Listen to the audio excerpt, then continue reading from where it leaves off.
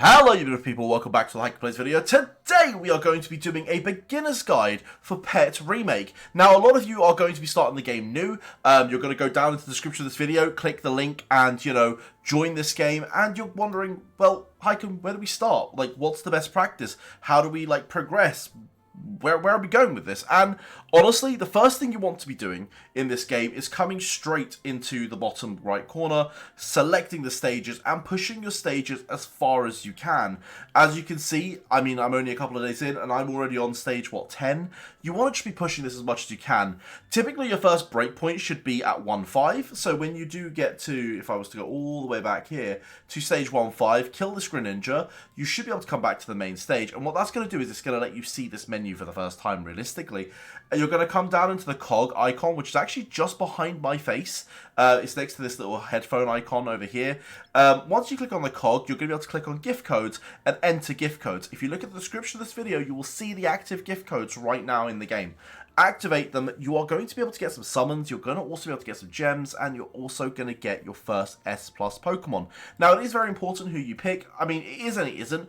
All 5 of the S+ Pokemon that are in that box are decent. They're not the best. Very important to note, they're not the best, but they are very good, and compared to some of the other Pokemon you're going to be getting, especially on day 1, they are going to be one of the best ones. 2 I'm going to call out right now is Dialga. If you want a big DPS unit, Dialga is a very, very good. Fits really well in that steel metal comp. And the other one is Meltan. Now, Meltan, again, is in that same steel comp, and is the main tank for that steel comp. So, it's up to you if you want a DPS or if you want a big tank. They both do a lot of damage at this stage in the game, so they're both really, really solid. Other than that, if you have another, Pokemon that you do want to try, or, a favorite, by all means, feel free to take them. Honestly, you can't really make a bad decision on this one. So, once you've done your 1-5, you've selected your S+ Pokemon, you might want to start to go back in to the levels and start pushing both story mode and then eventually hard mode as much as you can. What I find is if you do a first top up, you'll get a free Greninja. I use the Greninja for a little while to, plow through. I mean, there are a few packs that are worth topping up.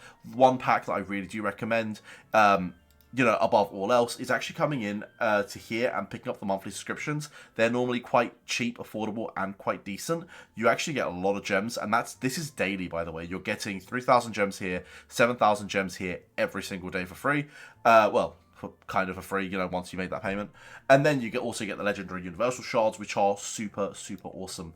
Another thing that you could actually come in is to the time limited ones and come in and pick up another S+ Pokemon, like a Necrozma or a Manaphy right now. I mean, these are going to change every 3 days, so you will have access to different Pokemon.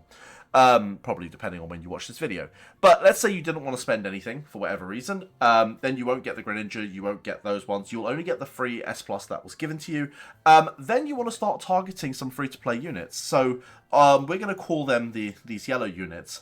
If we actually load up the Pokédex rather than the Pokemon list, there are some Pokemon that just perform considerably better. So if you're a free-to-play unit, one of the first units you want to try and grab as quickly as possible is Mew. So it is the S Mew. I may have already scrolled past it. No, I haven't. It's right here. Boom, this one.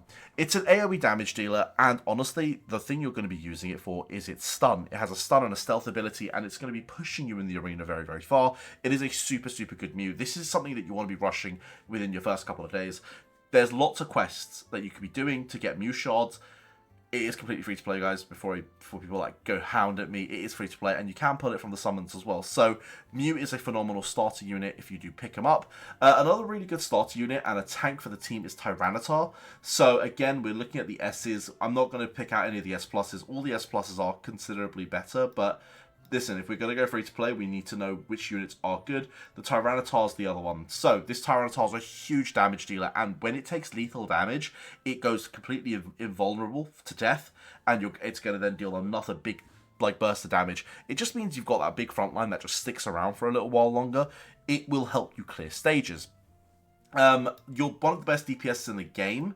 As an S rank is actually Sizzle. So if you get your hands on Sizzle, not even Mega, just base Sizzle, you'll need a Cypher and then you can evolve it up to a Sizzle. He does so much damage. So much damage. It's his skill here. In fact, yeah, it is the flying pincer that does just, yeah, it's just ridiculous. Sizzle is absolutely a menace to deal with, and a very, very good DPS unit. And the last unit that you probably do want is Magnazone. I use Magnazone in other versions of this game a lot. Up to like level 60, 70, I was using Magnazone. He is such a good controller. You're going to need to find a Magnemite, which admittedly is quite difficult. Getting hold of a Magnemite is difficult, and I will be honest, I got really lucky with mine. And then you evolve it up to a Magnazone. Of course, I can't seem to find it on this list, which is really annoying. But yeah, you all know what Magnazone looks like. Big metal thing.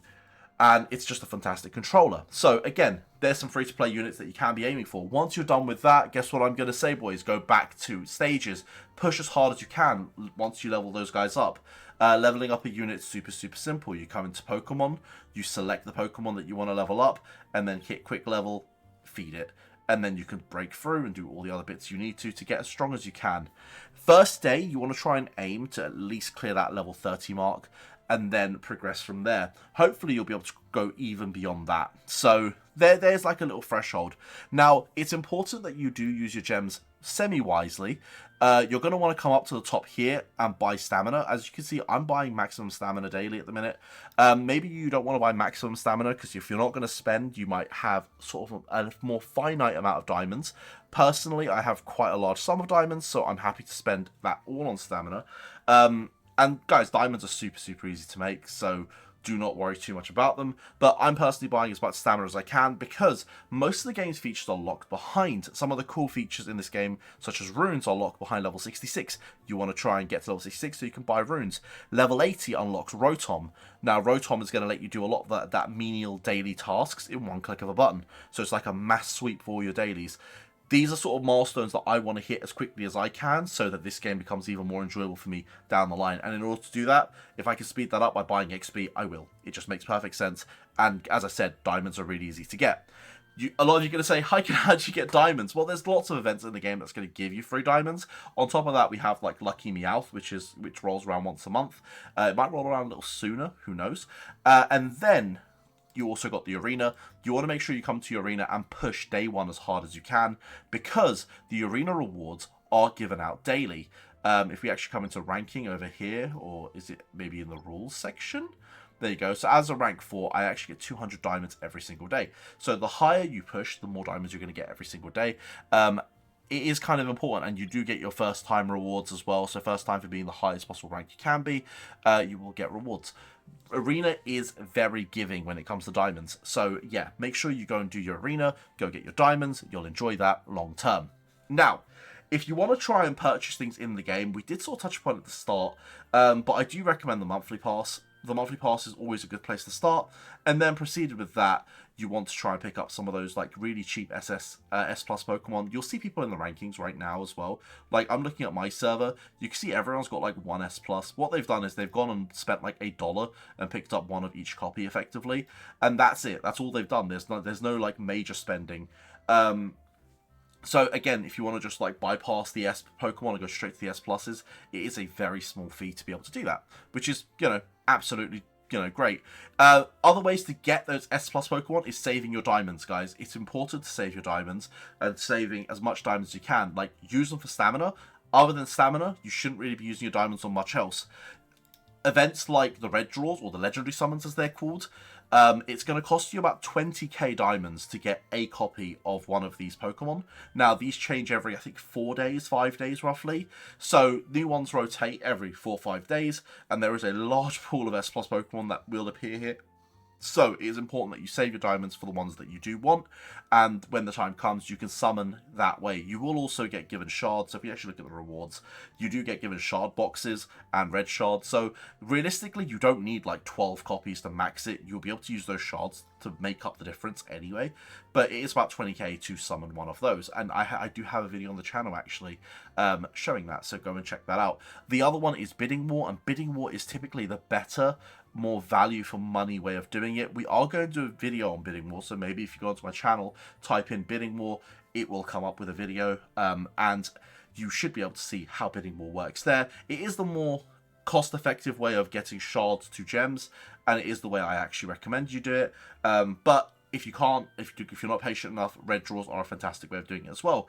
Boys, other than that, you just want to keep pushing. As I said, like, the main thing of this game really is push levels, go as high as you can, then you can level up your Pokemon and unlock all these new features within the game. As you level up, you're going to unlock, you know, Indigo Plateau. This is, I think, locked behind level 50 or 55.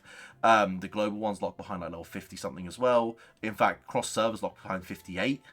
And then some of these are time-based as well, so 55 for global and more. So you do want to hit a certain threshold within a certain level. So ideally get to level 50 by day 3, 4, 5, so you're doing all these events as well, and just not missing out on resources. Other than that, guys, just make sure to enjoy the game. If you have any questions, you all can always join the Hike and Plays Discord. My Discord is in the description below, as well as the game Discord, so you could join either of those. And if you do start the game through my link, do let me know. Hit me up. Tell me in the comment section below, and hopefully I'll be able to see you all in the game.